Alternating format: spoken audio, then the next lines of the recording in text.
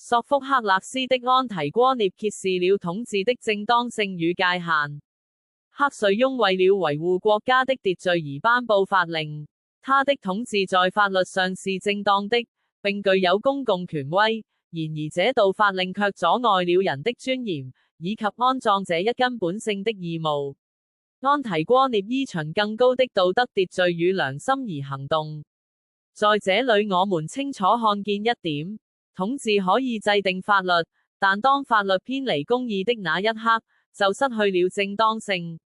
這樣的權力不能成為絕對的準則。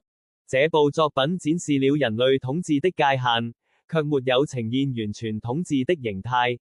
那麼，何謂完全的統治？那是法律與公義不再衝突，權威與良善不再分離的統治。揭示超越性秩序的聖經敘事正是指向這一點。